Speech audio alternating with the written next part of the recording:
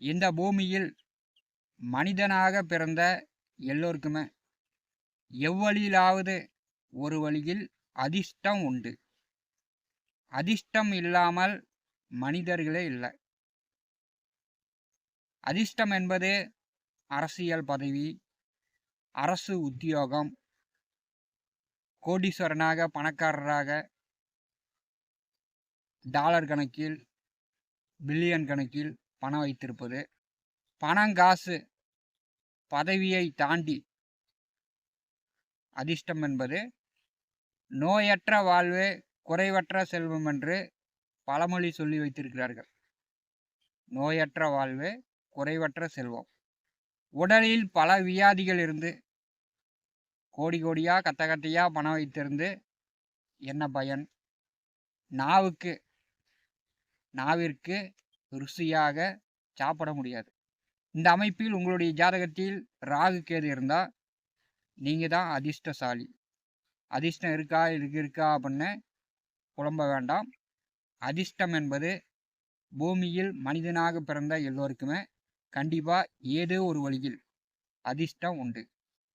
நவ கிரகங்களை அறிவோம் ஜோதிட யூடியூப் சேனலுக்கு உங்களை அன்போடு வரவேற்கிறேன். இந்த பதிவில் காண இருப்பது ராகு கேதுவை பற்றி இதுவரை யாரும் சொல்லாத ரகசியங்களை காணப்போகிறோம். சுய ஜாதகத்தில் பார்த்தீங்கன்னா 12 ராசி கட்டங்கள் உண்டு. இந்த 12 ராசி கட்டங்களில் 7 கிரகங்களுக்கு சொந்த வீடு உண்டு. மற்ற 2 கிரகங்களுக்கு, அதாவது ராகு கேதுவுக்கு சொந்த வீடு கிடையாது. ராகு கேது நிழல் கிரகங்கள்.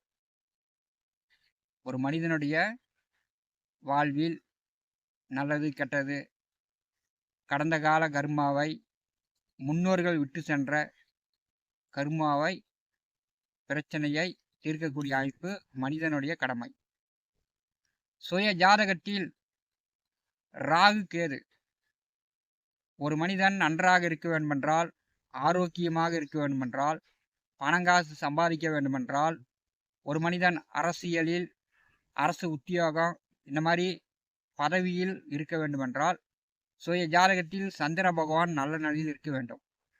சந்திரன் கெட்டால் மனதும் போச்சு, உடலும் போச்சு, ஆரோக்கியமும் போச்சு.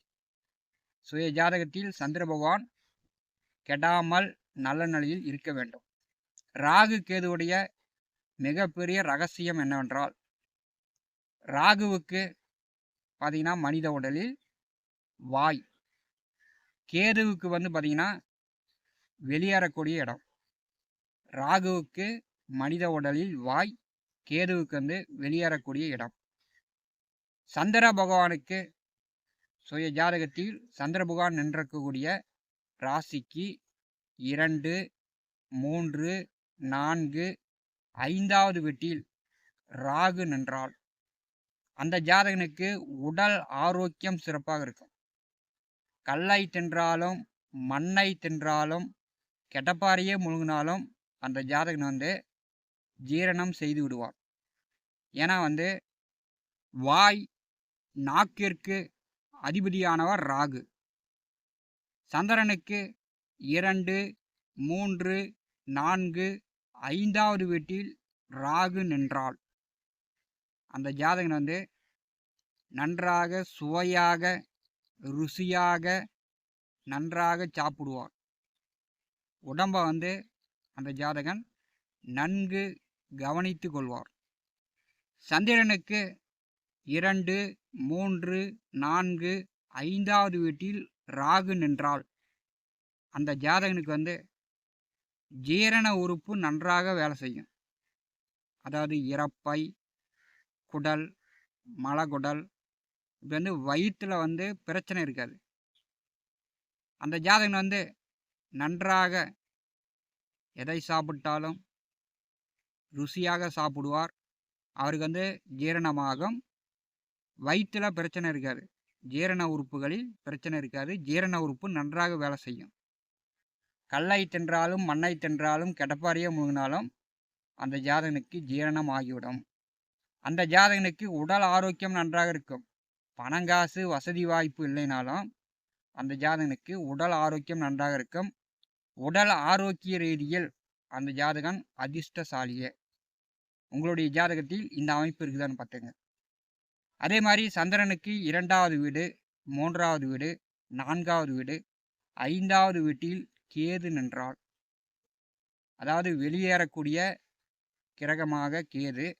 அந்த கேது சந்திரனுக்கு 2, 3, 4, 5வது வீட்டில் நின்றால் அந்த ஜாதகனுக்கு ஜீரண உறுப்பு சார்ந்த பிரச்சனைகள் வரும். வாய், நாக்கு, தொண்டை, இரைப்பை, குடல், இப்படி வயிற்றில் ஜீரண உறுப்புகள் சார்ந்து பிரச்சனை வரும்.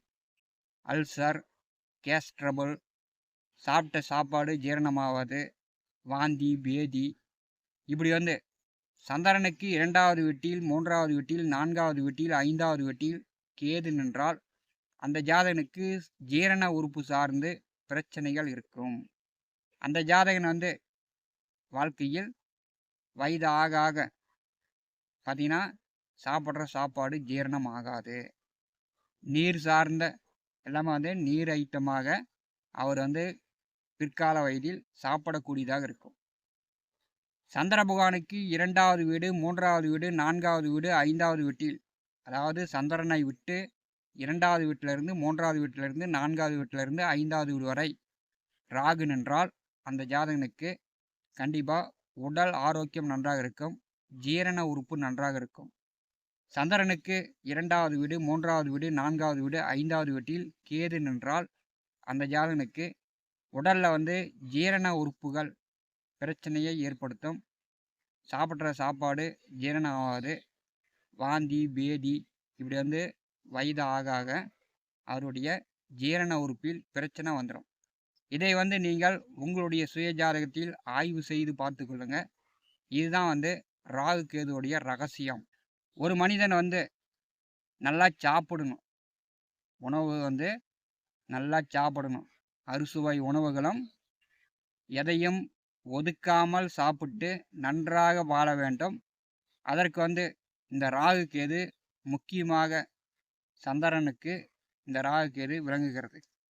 சந்திரனை இந்த ராகு கேது எந்த வழியிலாவது பாதிக்கப்பட்டால் அந்த ஜாதகனுடைய வாழ்க்கையில் உடல் ஆரோக்கிய சார்ந்த பிரச்சனைகள் கண்டிப்பாக வந்துடும்.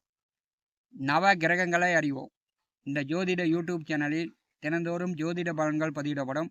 நம்முடைய சேனலை பார்த்து கொண்டிருக்கக்கூடிய அன்பர்கள் சப்ஸ்கிரைப் செய்து கூடவே இருக்கின்ற ஆல் பட்டன் அழுத்திங்க. நன்றி, வணக்கம்.